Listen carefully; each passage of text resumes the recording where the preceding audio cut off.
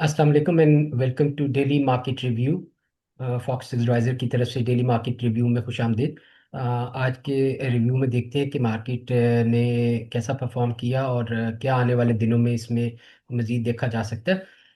अभी इनिशियली तो अगर हम देखें तो मार्केट ने आज एक किस्म का काफ़ी नुकसानदेह पोजीशन ली है। और अल्हम्दुलिल्लाह ये है कि हमारी जो मेन पोजीशन थी वो तो नील हैं। और हम शायद शॉर्ट साइड को ऑप्ट करने की कोशिश कर रहे थे। लेकिन अगर कोई बहुत लॉन्ग टर्म जो 15-20 साल के लिए पोजीशन ली हुई हैं तो वो किसी के हाथ में है, तो जाहिर बात है मार्केट की पोजीशन थोड़ी डाउन है, तो वो उसकी वजह से भी नुकसान है। एनीवे, आज की मार्केट का देखते हैं कि एक तो इस न्यूज़ की वजह से, वॉर की न्यूज़ की वजह से ये काफ़ी बड़ा गैप डाउन आया है।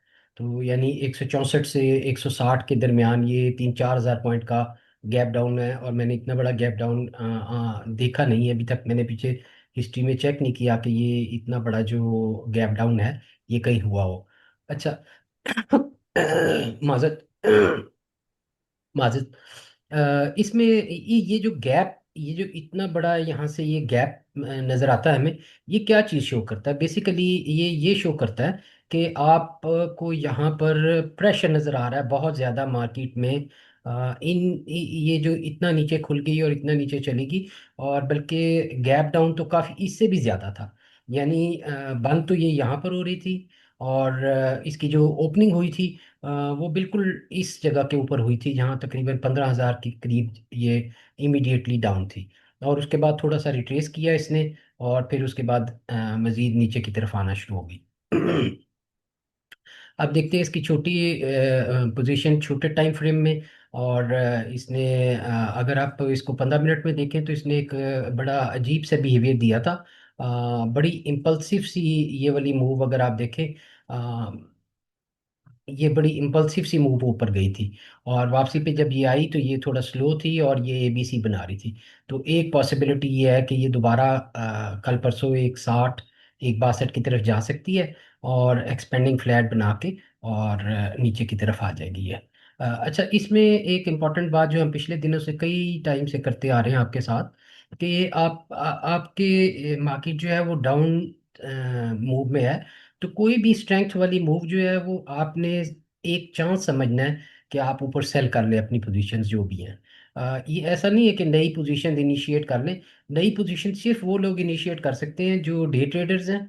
अदरवाइज अगर आप मार्केट की डायरेक्शन में रहना चाहते हैं तो मेन मार्केट की डायरेक्शन आप बड़ा क्लियरली दोनों टाइम फ्रेम में, अगर आप बड़े टाइम फ्रेम में देखें और छोटे टाइम फ्रेम में देखें, तो ये काफ़ी इम्पल्सिव सी सिचुएशन नज़र आती है। अगर आप यहाँ से देखें, पिछली दफ़ा 115 से लेके और उसके बाद कोई 160-70 तक मार्केट स्ट्रेट ऊपर आई थी। ये इस लेवल को इसने तोड़ा है, और इसके नीचे इसकी कोई मेजर ऐसा लेवल है नहीं है कि जहाँ से ये बाउंस बैक हो सके। इसके लिए हम देखते हैं कि कौन सा कोई बीच में ऐसा, बेसिकली तो ये सहारा ढूंढने वाली बात है, लेकिन एक अंदाज़ा लगाने के लिए भी ये ज़रूरी है कि चले मार्केट कहाँ तक बाउंस बैक होगी। इनिशियली तो ये इस सारी मूव का, ये जो तेज़ मूव थी उसका तकरीबन 50% रिट्रेसमेंट जो है वो 146 पे होता है। यानी इसके बाद जो नेक्स्ट लेवल बनता है वो 146 का तकरीबन बनता है, और उसके बाद जो है वो 135 का। ये दो लेवल जेन में रखिए, ये दो तीन लेवल्स जो हैं आप इनको ऑब्जर्व करना पड़ेगा कि इन पे ये कैसे बिहेव करते हैं। और जो फाइनल लेवल है वो एक एक 20 एक 21 का बनता है, जहाँ तक मार्केट जो है वो अल्टीमेटली रिट्रेस कर सकती है। इसका मतलब ये नहीं है कि ये यहाँ आ जाएगी या ज़रूरी है इसका यहाँ आना, या ये कुछ ऐसे लेवल आते हैं जो हमें ये बता सकते हैं कि हम क्या एक्सपेक्ट कर सकते हैं। लेकिन फ़र्ज़ करें कि कल मार्केट अगर यहीं से बाउंस बैक हो जाती है और वापस चली जाती है, तो ये ज़रूरी नहीं है कि वो उन लेवल्स को टच करे। बल्कि ज़रूरी ये है कि ये यहाँ से जब ये ऊपर आए तो ये जो आपकी ट्रेंड लाइंस हैं, इसको टच करे। जहाँ ये टच करे वहाँ पर आप इसको क्विट करने की कोशिश करें। इसमें छोटे टाइम फ्रेम में आपको कुछ ना कुछ मौका मिलता है। आज भी देखिए कितनी मार्केट रूथलेसली डाउन खुली थी, और लेकिन उसके बाद आपको एक मौका दोबारा ऊपर का मिला, और तकरीबन 50% तक रिट्रेसमेंट आ गई थी। मार्केट 15,000 खुली थी। मेरे ख्याल में 8-9 हज़ार के करीब मार्केट रह गई थी। और उसके बाद फिर एक नीचे का ट्रेंड। तो अब आपको जब भी ये मौका मिले कि ये मार्केट थोड़ी सी ऊपर जा रही है, तो आपने यही कोशिश करना है कि आपके जो नेक्स्ट लेवल है वो उनके ऊपर आप उनसे क्विट करें। अब इनिशियली जो है वो हम ये देखेंगे कि इस सारे सेटअप में हमने फर्दर वन बाय वन अगर देखें तब भी वही है, और इंडेक्स को देखें तब भी वही है। तो आप लोगों के कोई आइटम्स हैं तो मुझे बताइए, मैं उनको देख लेता हूँ। अदरवाइज हमें ये बड़ा क्लियर नजर आ रहा है कि जो ट्रेंड इंडेक्स में है वही ट्रेंड जो है आपका सारी मार्केट में नजर आएगा। और जो जो मार्केट स्ट्रेस होती जाएगी, नीचे आती जाएगी, इसके चांस रिबाउंड होने के बढ़ते जाते हैं। लेकिन उस वो रिबाउंड जो है, मैं फिर अगेन कह रहा हूँ, जैसे यहाँ से ये रिबाउंड आया था, अगर ये मार्केट नीचे आई है यहाँ से अगर रिबाउंड है, तो ये फिर नीचे के लिए ही है। क्योंकि हमारी मेन डायरेक्शन जो है वो डाउन साइड पे है। तो इसलिए आप इसका ख्याल करेंगे कि ये डाउन साइड की जो मार्केट है उसमें आप अपनी लॉन्ग पोजीशन से अवॉइड करें, मेजर लॉन्ग पोजीशन से। अगर आप सिप इन्वेस्टमेंट्स करते हैं तो अपने टाइम पे करते रहें, लेकिन अगर आप प्रॉपरली ट्रेडिंग करते हैं तो फिर आपको इस चीज़ से अवॉइड करना चाहिए।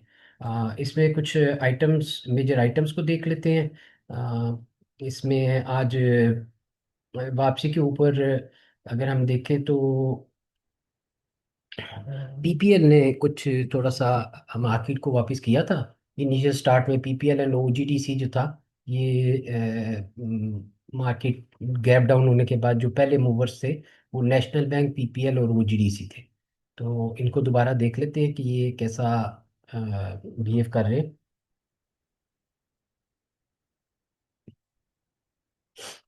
शायद मार्केट ये थोड़ा सा कनेक्शन स्लो होगा, तो वेट कीजिएगा ज़रा। जी।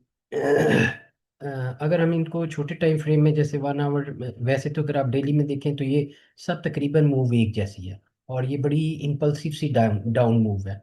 तो हम इस इम्पल्सिव डाउन मूव से सिर्फ इसी तरह बच सकते हैं कि हम अपनी पोजीशन नील रखें, या ज़्यादा बड़ी पोजीशंस ना लें लॉन्ग साइड पे, अगर हमने इंट्राडे लेनी भी है तो। उसके साथ ये देखें, ये इसका मेजर ट्रेंड एरिया तो आपको समझ आ गई। अब ये नेक्स्ट 191 का एरिया। अब इसके बीच में देखने वाली क्या चीज़ है? देखिए, हम यहाँ से इधर से ऊपर से शुरू हुए हैं, और हमने कहा आम तौर पे लोग देखते हैं, जो हमने नहीं इस तरह से कहा था, लेकिन आम तौर पे जो एनालिस्ट देखते हैं कि ये एक इंपॉर्टेंट लेवल आ गया है, यहाँ पर 230 पे बाय करें जी। 230 टूट गया है, ये नेक्स्ट लेवल ये आ रहा है, ये इसको यहाँ पर ये बाय करें जी। नेक्स्ट लेवल ये आ गया, ये वाला लेवल आ गया, ये वाला लेवल आ गया, यहाँ पर भाई। तो हर लेवल पे, हालांकि ये बिल्कुल गलत रूटीन है। देखिए, जब यहाँ पर एक ट्रेंड ट्रेंड लाइन ने ऑलरेडी ब्रेक दे दिया हुआ है, और ट्रेंड लाइन का ब्रेक आने के बाद अगर आपने कोई पोजीशन भी लेनी है, जैसे हमारे ग्रुप में शॉर्ट पोजीशंस का कुछ लोग काम करते हैं, तो शॉर्ट साइड ही ज़्यादा खेली गई है। तो इसमें ये देखें कि ये काफ़ी ऊपर जब यहाँ पर आ गया था, तो हम हर लेवल के ऊपर ये बताते थे कि ये लेवल टर्निंग पॉइंट ज़रूर हो सकता है, लेकिन हमने इंतज़ार ये करना है कि ये प्रॉपरली इससे मार्केट बाहर आ जाए, और फिर दोबारा नीचे की तरफ थोड़ा सा करेक्शन करे, और फिर उसके बाद ऊपर की तरफ जाए, तो फिर हम इसको देखेंगे। तो ये जो सिचुएशन है कुछ इस तरह से है कि इस सारी मार्केट की मूव में ये डेली में कभी भी इस ट्रेंड लाइन से बाहर नहीं आया, जो डेली ट्रेंड लाइन है। अभी भी हमने यही व्यू करना है कि ये लेवल्स तो नीचे आ रहे हैं, लेकिन हमारे लिए ये इम्पोर्टेंट नहीं है, बिकॉज हमने देखना ये है कि ये इस ट्रेंड लाइन से बाहर निकलता है कि नहीं निकलता। अगर ये निकल जाता है तो इट्स ऑलराइट, वंडरफुल, हम अपनी स्ट्रेटेजी के ऊपर काम करेंगे। और अगर ये इससे बाहर नहीं निकलता, तो तब भी इट्स ऑलराइट, हम कंटिन्यूशन पैटर्न को देखेंगे, और डाउन साइड की मूव तो ऑलरेडी हम खेल ही रहे हैं, और डाउन साइड को तो हम देख ही रहे हैं। आज के जो वॉल्यूम्स हैं, उनका कुछ ऐसे सिचुएशन है कि उन वॉल्यूम्स में जाते वक्त अगर आप देखेंगे तो काफ़ी कम वॉल्यूम था, और जब मार्केट नीचे आनी शुरू हुई तो वॉल्यूम जो थे वो फिर अगेन इंक्रीज करें।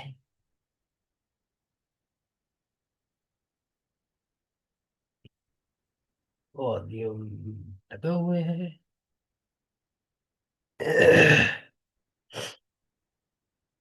डेल्टा आ रहा है। चले एनीवे, इसको देख लेते हैं बगैर अभी वॉल्यूम के। मुझे कहीं नजर नहीं आ रहा कि वॉल्यूम किधर गया है।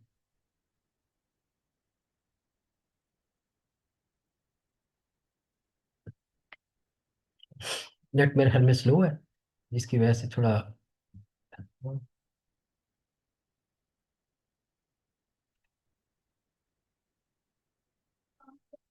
वॉल्यूम, आई डोंट नो, आना तो चाहिए। एनीवे, इसको भी मैं देख लेता हूँ कि वॉल्यूम्स के साथ क्या प्रॉब्लम है।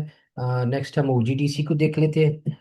ओजीडीसी में भी वही मूव थी जो सब तकरीबन आज मूव एक जैसी है। और मूव एक जैसी होने का मतलब ये है कि मार्केट जो है वो उसी डायरेक्शन में है। ये जो गैप इसने छोड़ा है ये एक इम्पॉर्टेंट बात है। ये जो गैप छोड़ते हैं आमतौर पे ये गैप फिल होते हैं। नॉर्मल गैप फिलिंग जो है 2 ढाई 3 दिन में हो जाती है। तो पॉसिबिलिटी है कि 2 ढाई 3 दिन में ये मार्केट वापस इसको करे। और ये भी पॉसिबिलिटी है, 70% गैप्स तो फिल हो जाते हैं 2 ढाई 3 दिन में। लेकिन ये भी पॉसिबिलिटी है कि 30% गैप फिल नहीं भी करते होते। तो इसको जेन में आपने रखना है, और वो काफ़ी बाद में देर में आके गैप को फिल करते हैं। नेक्स्ट जो इम्पोर्टेंट पॉइंट है वो 240 का है, और ये इसकी डाउन ट्रेंड है, जिसमें से आप देखेंगे कि मंदी खत्म हुई है कि नहीं। अब इम्पोर्टेंट बात इसमें क्या है, देखिए आज काफी सारे लोग एक बात ये कर रहे थे कि वॉर की वजह से ये काम हो गया, या पाक अफगान की वजह से ये मामला जो है। अब इस सारी सिचुएशन में आप देखें कि इससे पहले कि ये पाक अफगान वॉर होती है या सब कुछ हो रहा है, ये हमारे सामने हो रहा है, लेकिन आपने डेटा को जब गौर किया तो डेटा ने इस पाक अफगान वॉर से बहुत पहले आपको बड़ा क्लियरली मेंशन कर दिया था कि यहाँ पर आप निकल जाए। और जहां इसने ये निकलने का इशारा किया था वो बड़ा की लेवल थे 320 330। इसी तरह इंडेक्स के बड़े अच्छे लेवल थे। और इवन 180 के 1,80,000 पे हम एब्सोल्यूट, हमारे ग्रुप में हमने एब्सोल्यूट कॉल दी थी कि आप बिल्कुल कोई पोजीशन नहीं रखनी, आपने नील हो जाना है, एब्सोल्युटली नील हो जाना है। एक किस्म का पकड़ पकड़ के लोगों को कहा था कि ये लेवल ब्रेक हो गया बहुत बड़ा, इससे आप अवॉइड कर दें। और आज आप देखें कि वो अगर हम के 80 100 इंडेक्स का 180 के वाला लेवल देखें तो आज वो इतना अच्छा लगता है कि ये इस लेवल पे अगर हम निकल गए थे 180 के ऊपर, तो ये देखिए कितना इम्पोर्टेंट और कितने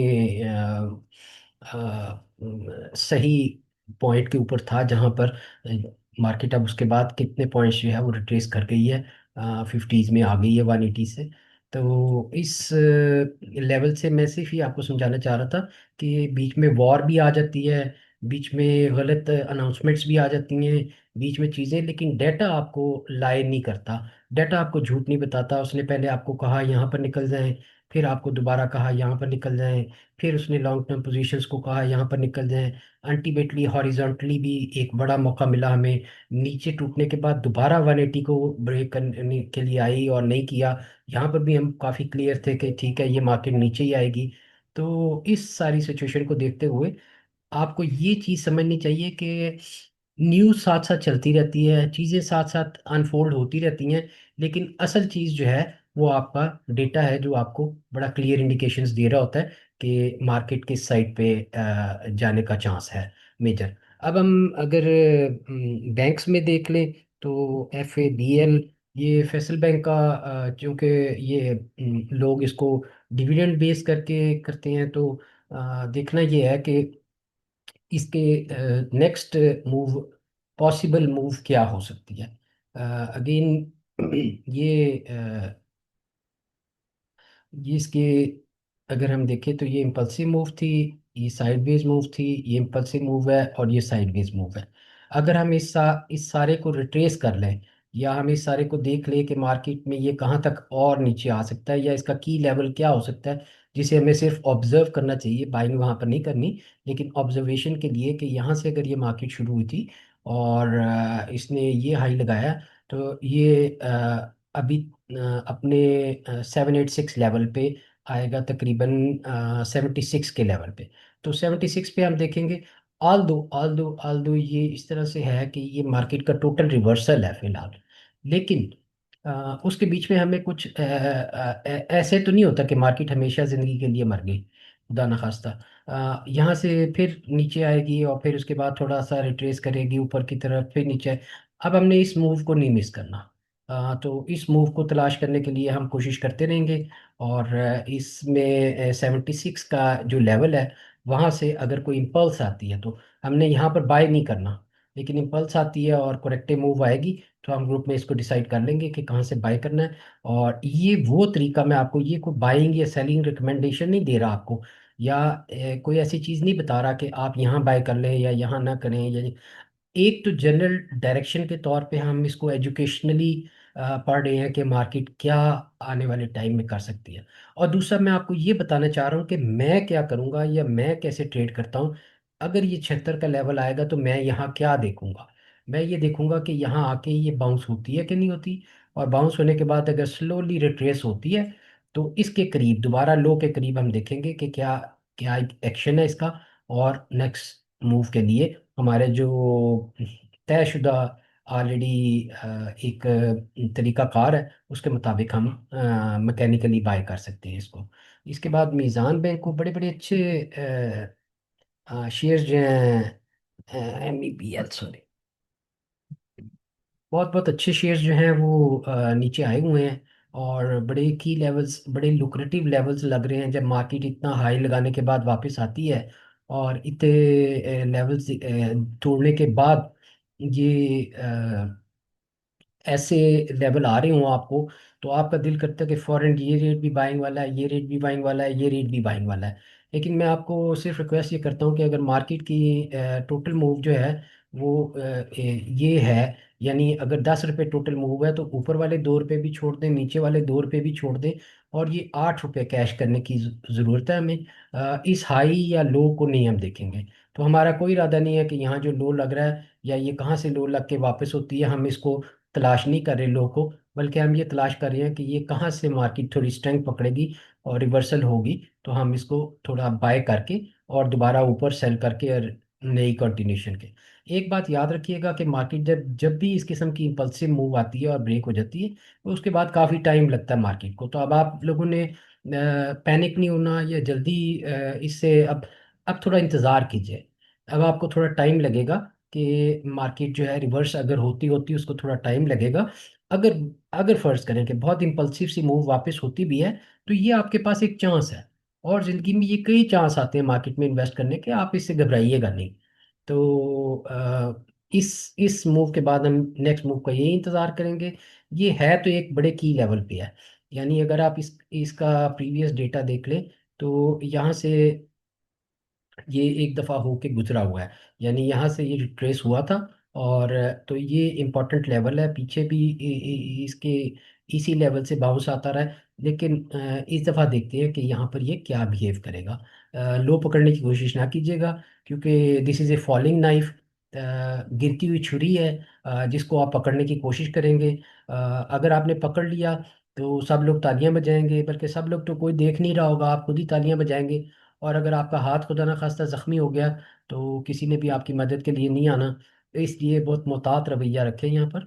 और इम्पॉर्टेंट बात यह है कि अपनी पोजीशंस को लेवरेज में मत लेके जाएं, लेवरेज पोजीशन से एब्सोल्युटली फौरन से पहले बाहर आ जाएं।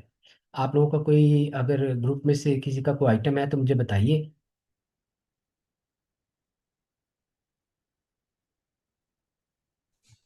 एयर लिंक देखिएगा, एयर लिंक। जी यासीन साहब, ये लिंक देख लेते हैं। ये आप ये देखिए, मैं मारी का सिर्फ आपको एक चीज दिखाना चाह रहा था कि जब जब मार्केट इस एरिया में मूव कर रही थी, जब यहाँ पर काफी लोगों ने कहा था कि इसको बस यूं लेके छोड़ दे और यूं हो जाएगा, और दिसंबर का महीना और ये, तो ये एक एरो मैंने इधर नीचे लगाया था, मैंने इसको छेड़ा नहीं इस दौरान जब जब ये इस लेवल पे था, जब ये इस लेवल पे था, हमने शीशे बताया था। ये ग्रुप वाले लोग समझते हैं कि ये क्या चीज़ है, आप भी समझते होंगे यकीनन। ABC है ये। तो ये बी वेव के एंड पे जा रहा था, और मुझे ये पता था कि बहुत भी अगर ये हुआ तो ये 70% तक जाएगा, उसके बाद जो है ये इसने नीचे आ जाना है। तो जो लोग माड़ी में हैं, आप इसको बर्दाश्त करें, और इन चीज़ों को लॉन्ग टर्म पर्सपेक्टिव से देखना शुरू कर दें। ऑल दो होता यही है कि आप लेते बड़े शॉर्ट टर्म पर्सपेक्टिव से हैं, जब आप फंस जाते हैं तो फिर लॉन्ग टर्म पर्सपेक्टिव पे जाना पड़ता है। लेकिन अगर आपकी इमीडिएट नीड के पैसे नहीं हैं तो अब आप इंतज़ार ही कर सकते हैं, और कोई आपके पास चॉइस नहीं है। एयर लिंक का हम देखते हैं जी।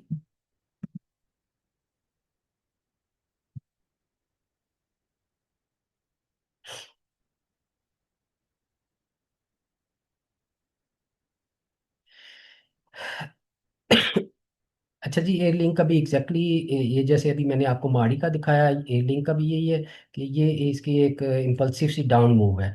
यानी ये डाउन मूव है, ये इसकी ABC बनी है, और ये ABC बनने के बाद ये इसने इस लो को एक दफ़ा ब्रेक करना है 120 का। तो इंतज़ार करें ये 120 को ब्रेक करे, और फिर यहाँ से ये काफ़ी बड़ी कंसोलिडेशन होगी।